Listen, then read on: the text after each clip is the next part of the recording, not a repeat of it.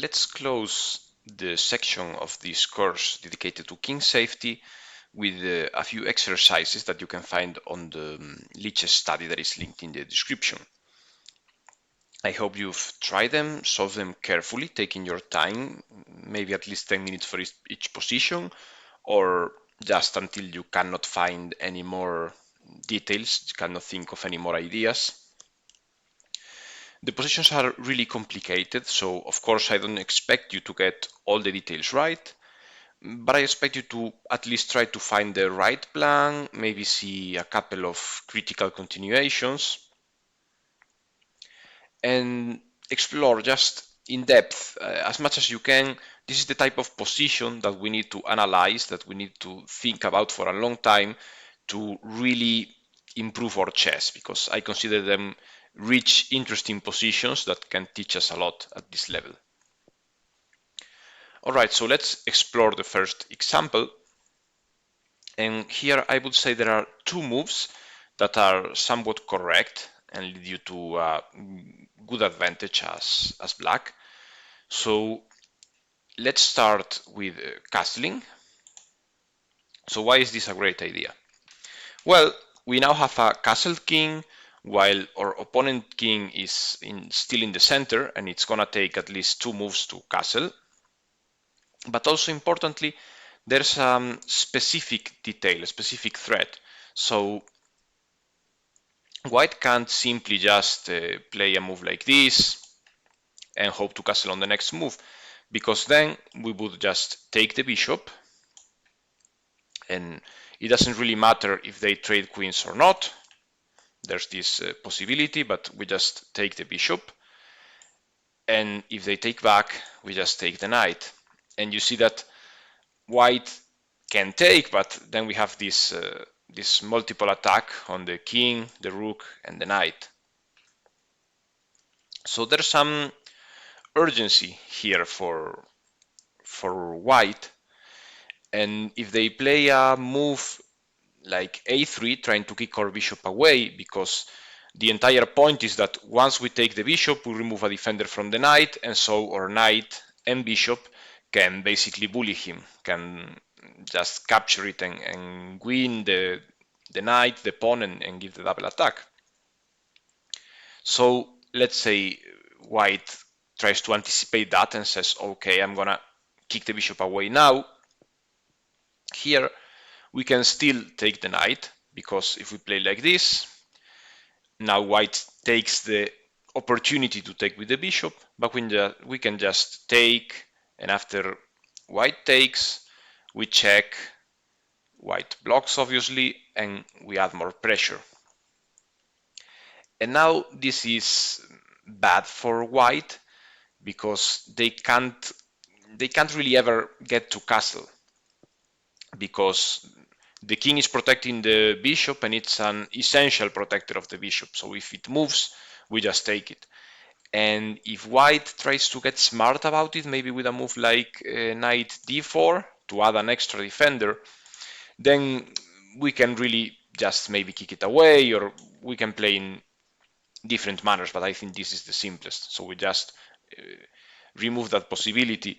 And obviously white could play knight g1 to add an extra defender, but as you can imagine, this is terrible, because white still can't castle. Castling on the queen side with this pawn structure is basically not an option. So you can say that we've taken a reasonable advantage here as black.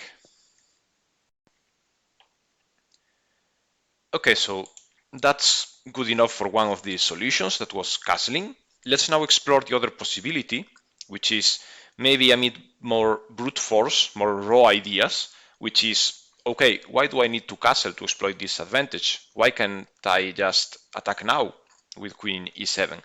Am I not posing the exact same problems but one move earlier? Yeah, in fact, that would have a point, because a move like they tried before, like this, will simply not work. We can just take, and we're attacking the queen, so they have to take. We have to do it with the pawn, obviously, and now we take and are still giving our triple attack because the bishop is pinned, so it can't take back.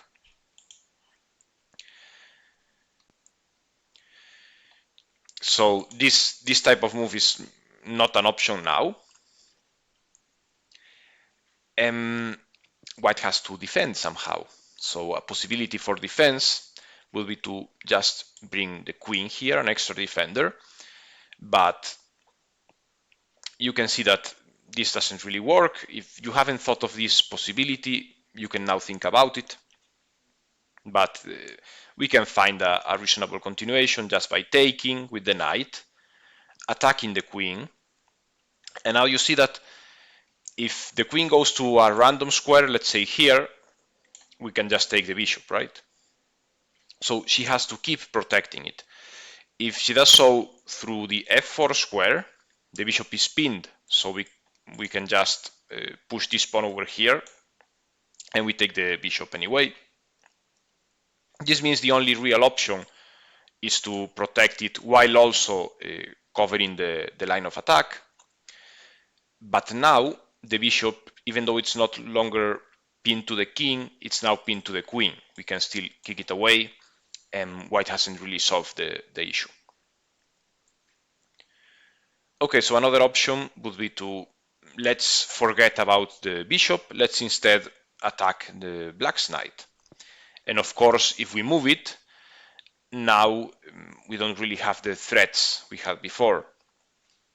So white can simply take with the bishop, that before wasn't an option.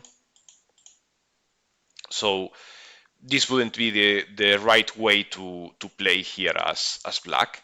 Instead, what we should do is taking the bishop. White has to take the e4 knight, because if they take the other, then we take with the queen, and well, now this doesn't work. This we can simply take it because the knight is pinned. We could also, of course, just capture here first.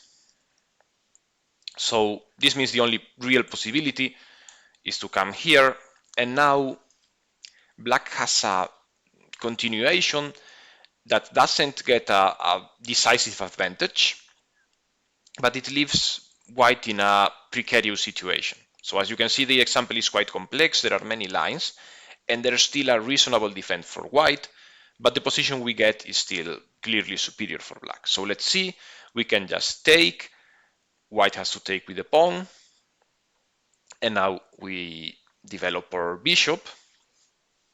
What's the point of this move? Well, this move stops long castling, because if they castle, well, then we can just take, and we check here, and well, you can see that the protection of the bishop is basically letting us take everything.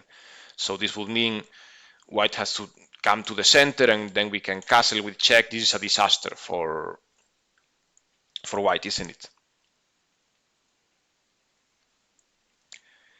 This also opens up another idea, which is, well, what happens if white takes? We can simply give the discovered attack. So the pawn is not really unprotected after our bishop move. And you can think, okay, so white cannot castle to the queen side. Why not just bring this bishop away and castle to the other side? And that's indeed what I would say is the main line in this exercise. So let's play a move like bishop e2, trying to block the open file and get some defense. We can now castle, forgetting about this pawn. If we castle short, we would have to care about it, but here we can just protect it with our king. And white can now castle, but note that castling short isn't ideal, because, well, the pawn structure isn't really that great, and we can indeed start attacking. So a move like queen g5 check, king goes to the corner. Now we could, for instance, trade the bishop for the knight, so that we get this access to this square for our bishop. Also note that the simplification doesn't work because the pawn is pinned. So yeah, here, even though black hasn't won anything. We are still winning on the king safety aspect.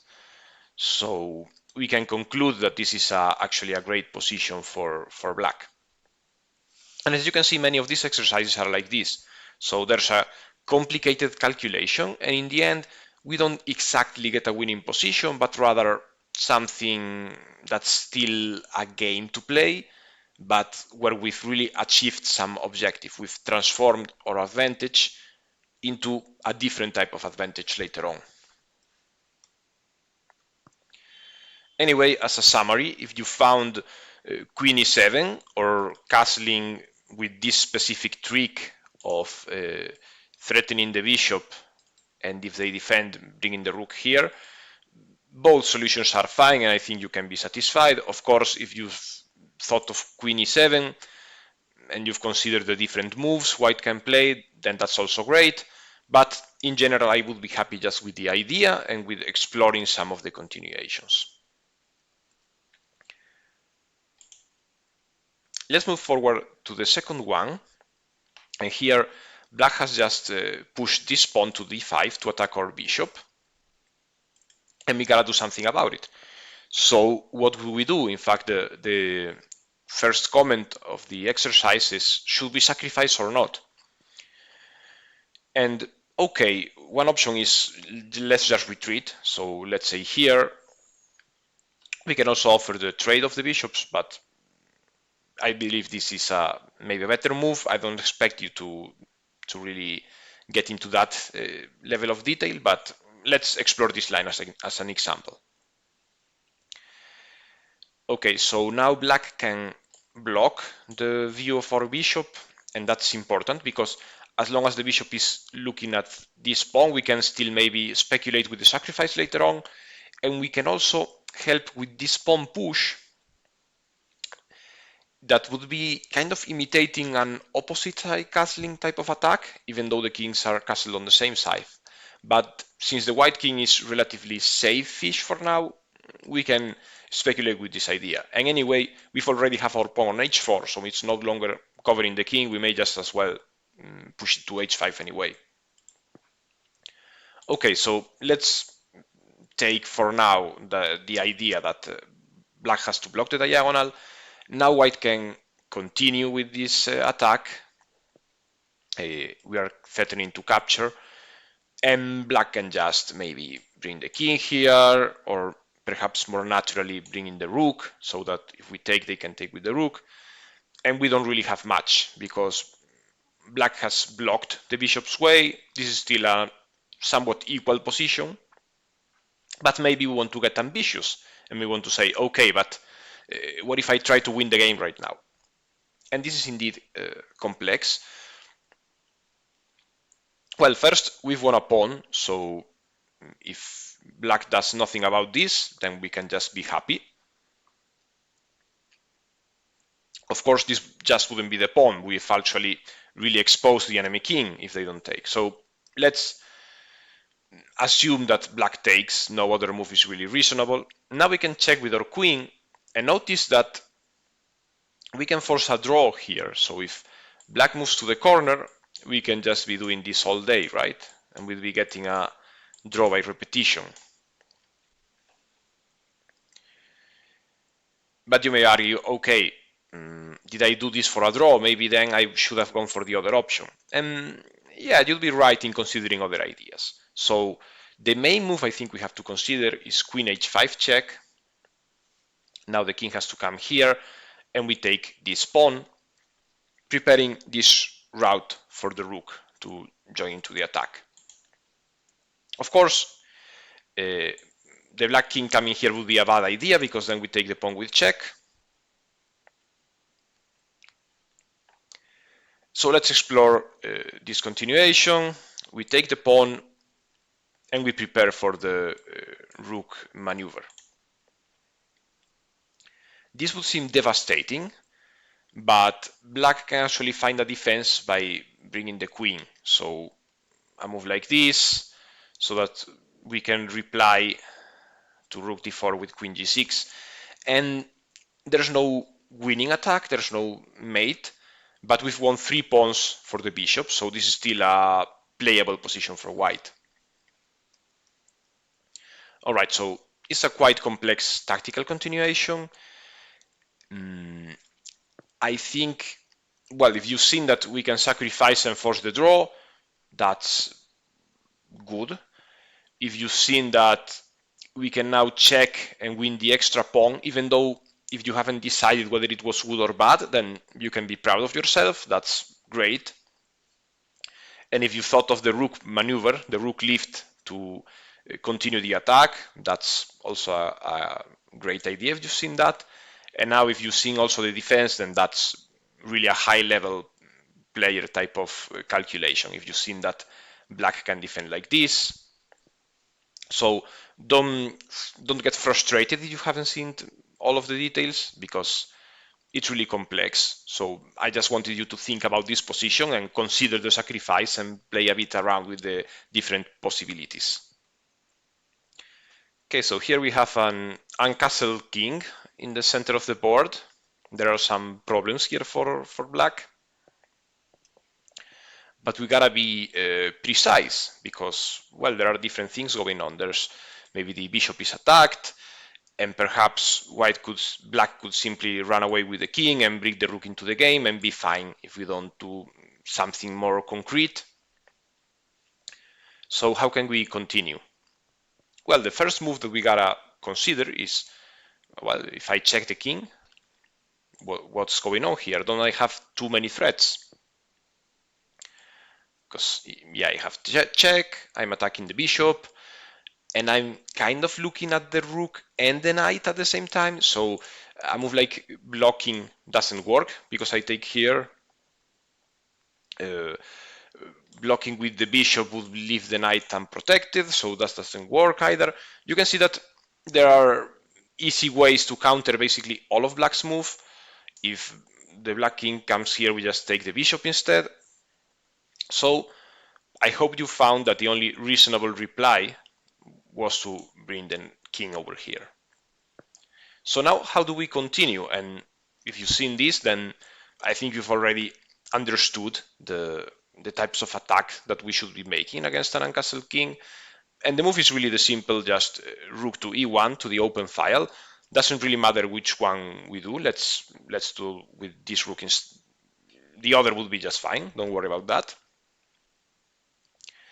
And okay, so now we have two attackers on the bishop. How is black going to defend?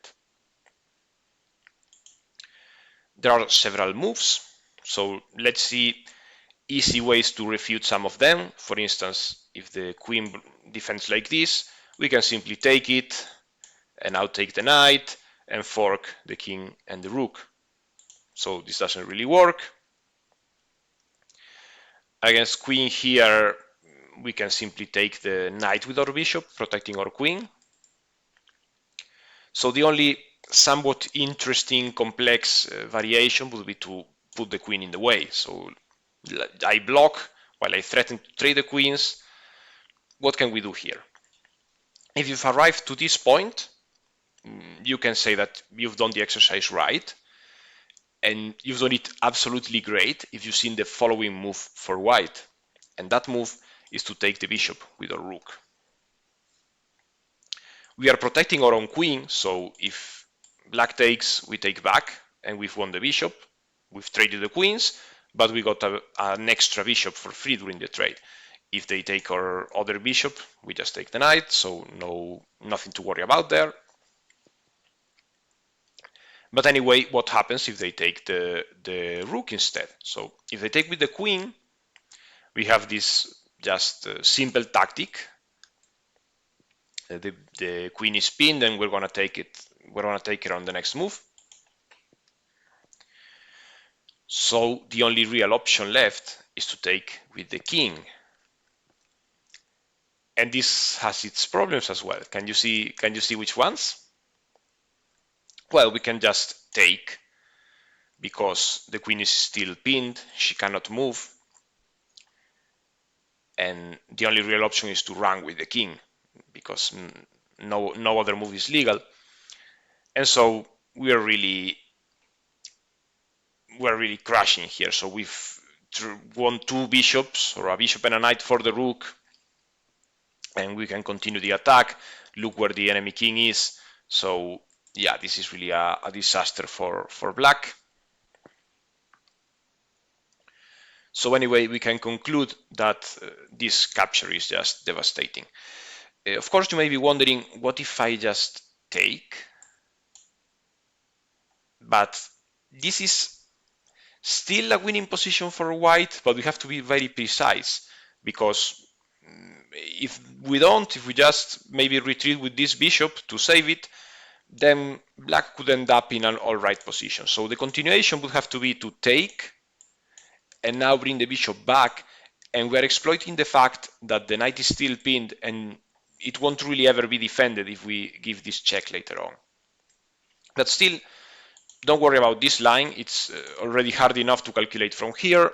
So yeah, you can say you did all right if you saw the check, if you saw that black has only this option, and then if you saw the continuation with rook e1 adding more pressure.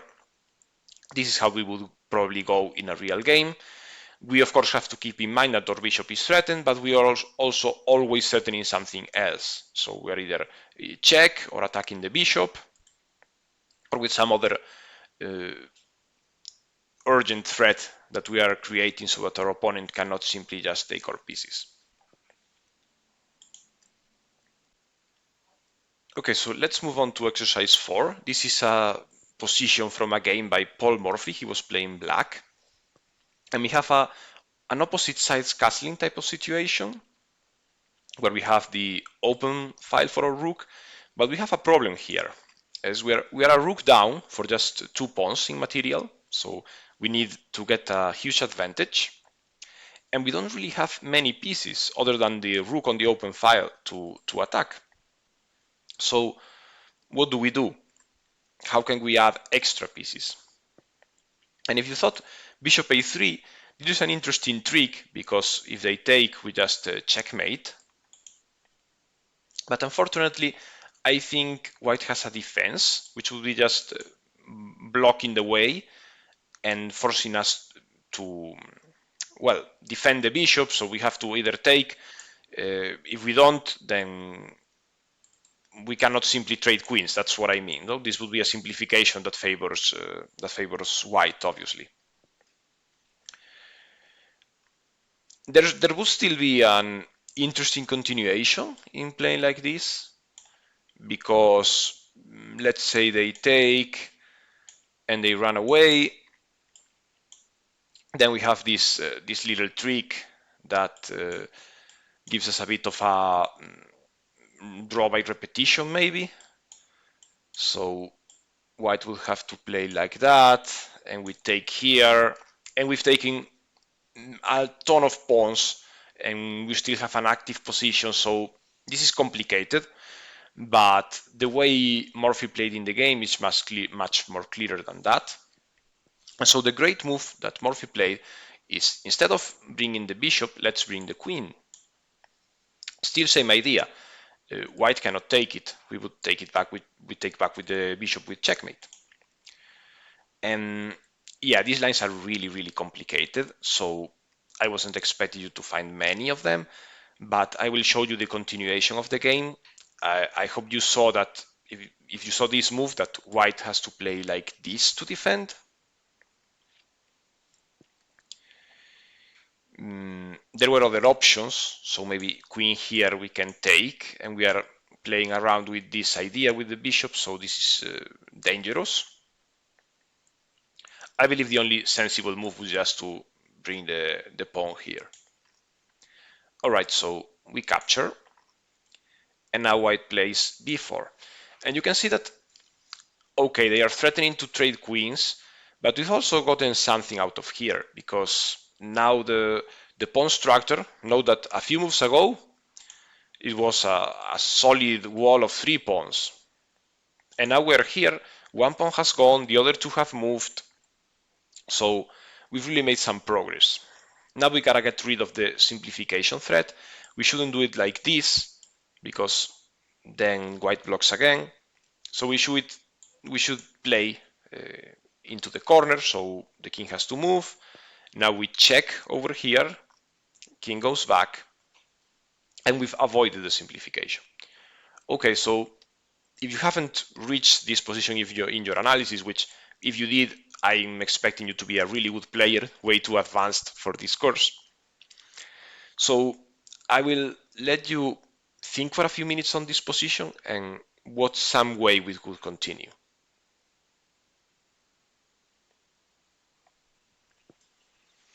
All right, so there are two main ways we should be thinking here about continuing the attack. One is to push our pawn to a5, but this really has a problem, which is rook a1, basically trapping our queen. We have to give her up. So instead, what we should go is for the more direct, extreme way, which is to just sacrifice our bishop. One of the ideas being that if they try to take our queen, like we saw before, we can block the way, note the double check with the bishop and the rook, and so we are free from this threat. You can indeed see that this is made after this move. So instead, the only reasonable option is for white to take. We take back with the rook, of course. We don't want to trade queens. And yeah, here there are only two options. So I want you to conclude, to think about the lines that happen when white doesn't take the rook. So how do we checkmate if white doesn't take the rook? But we also have to consider, since we've given up so much material, we were a rook down, now we sacrificed a bishop. What if white just sacrifices the queen? They still have a bishop and two rooks for a queen and a bunch of pawns, so maybe the game is solvable. And here is where I want to show you another moment. Here, black played a really good move, and yeah, you can think about it for a few more minutes and maybe try to find it. So the question that we should be asking is, how can we make this bishop that has done nothing the whole game, how can we make him join the attack? All right, so if you've thought about this for a bit, let's see the continuation of the game. Black played this pawn push. It has to be played now because otherwise white could just block it with the bishop. So we push it now. White really has to take. If the bishop goes somewhere else, it's really the same idea. Now we enter with our bishop, and I will show you how the game ended. Of course, feel free to analyze a lot of other lines. For instance, bishop here could have been an option, but we have this check exploiting the pin. So white blocked with the rook instead, and we got to this final position in the game, where we win this rook, and there are still a ton of problems for white. Anyway, this has been a long dive. Let's just focus on the starting idea of exploiting this mating threat to bring our queen into the action. Moving on to number 5, we have yet another example of opposite side castling. And here, this isn't really about how to find an attack for ourselves, but rather how to stop our opponent from having one. So I hope this one didn't leave you utterly confused, but we still have to consider similar ideas to what we usually do in opposite side castling. And here, if you've played a move like knight to c6, which is natural, normal, you will be facing a problem, and that will be how quickly white can start pushing his pawns on the king side. So white can continue like this. Now h4, and they are threatening to trap our bishop, so we have to make room for him. Doesn't really matter if we do it like this or like that, both are reasonable options. Still, the problem is white finds yet another chance to kick our bishop away. And now there are several ways to continue. So maybe g5, trying to open up some lines, even though there could be some dangers here because we have a rook on the open file. So We have to be careful about that, but this is still reasonable. Okay, so how can we avoid this? How can we prevent white from arriving first or arriving so fast? We should go back to the starting positions and get rid of our bishop. It's actually giving free moves for white to make his attack by attacking it, by threatening it. So we should just get rid of it and continue now with development. Now note that if white wants to start an attack on the king side, it's gonna take 4 or 5 moves to reach our pawns with theirs, so they don't really have an advantage there. If anything, we have it ourselves because we have this quicker push. All right, so this has been a simpler one, even though not necessarily an easier one, because it's really the first time we have to consider defense for the side we are playing. Let's now review the final one. Here, white has just pushed this pawn to kick our bishop away. So what do we do about it? We can retreat, of course, that's an option. But is there something better? And indeed there is. We should take with the knight, because either we win a pawn or white accepts the challenge, and if they accept the challenge we take with the bishop. And now this ping is really annoying, and we've removed the layer of protection in front of the enemy king. So objectively, black has a good position, but in practice we have a near winning position because it's really hard for white to find accurate defenses. So if they play a move like king g2 maybe to try to bring in the rook into the defense and also protecting the knight, we can simply just increase the pressure on the knight and there's nothing they can do to stop the threat. If they try maybe to bring the bishop here by opening up this line, we still have a great position, so we can play like this, and now we can maybe bring the queen into the action. If they add a defender with the king, we can maybe start playing with discovered attacks. So white is in big trouble here.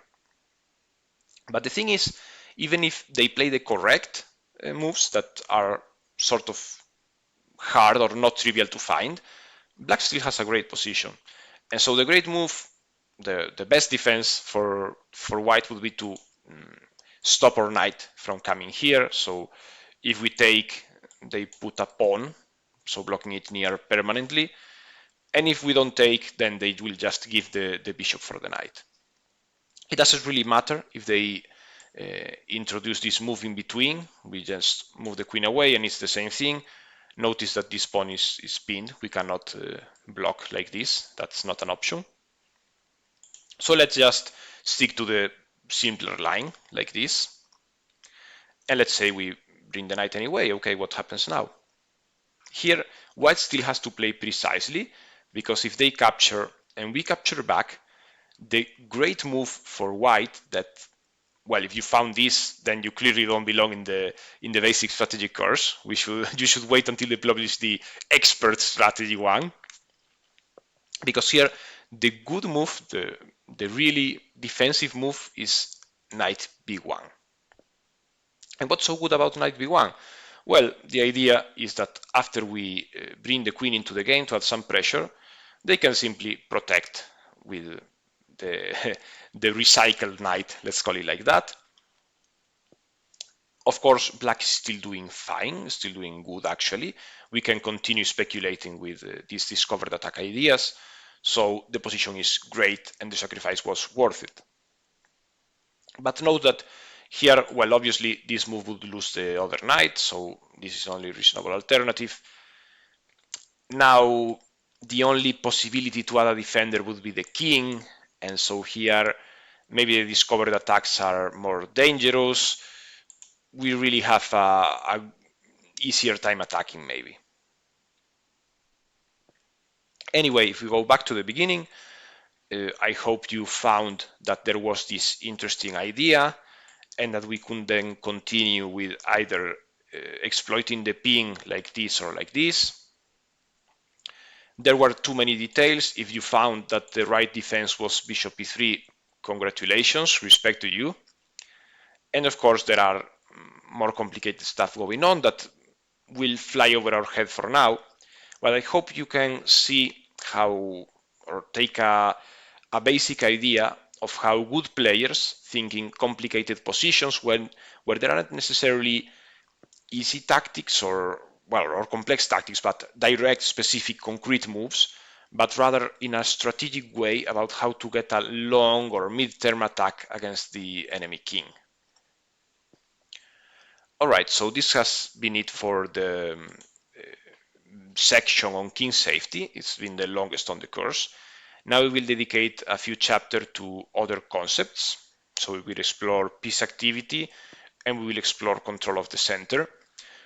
Of course, the topics will always be intertwined. So as you can see, we've discovered simplifications in the king safety part too, because, well, chess strategy cannot be fully separated into blocks. But we'll explore positions where a side wins through superior piece activity, even though they don't necessarily involve an attack against the enemy king. Of course, here the side that gets an attack usually is the one who has more active pieces, but we will see that the reciprocal is not necessarily true. We can still win with superior pieces even if we don't have an attack on the enemy king. Anyway, that's it for the exercises chapter. Let's continue on the next one with the piece activity chapter.